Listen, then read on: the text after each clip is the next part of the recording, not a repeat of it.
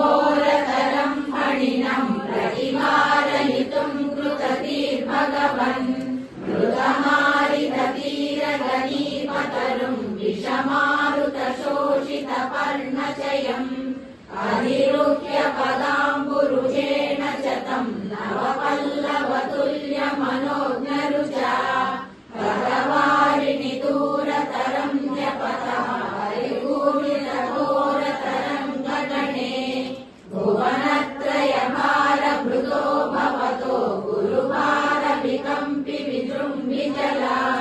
परिमज्जयति स्म धनुष्यतकं तटिनी झटिति स्फुटघोषवती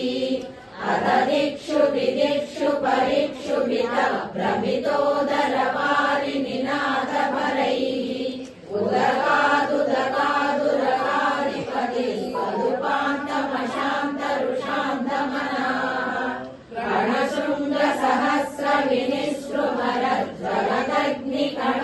रणशृङ्गसहस्रविनिसृमरज्वलदग्निकणोग्रविशाम्बुधरम् पुरतः फणिनं समलोकयता बहुशृङ्गिणमञ्जनशैलपिबा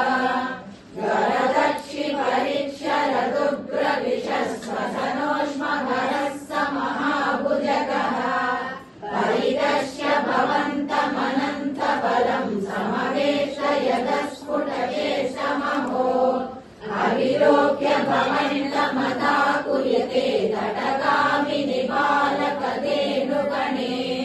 व्रजगेहतलेऽप्यनिमित्तशतं समुदीक्ष्य गता यमुनां पशुपाः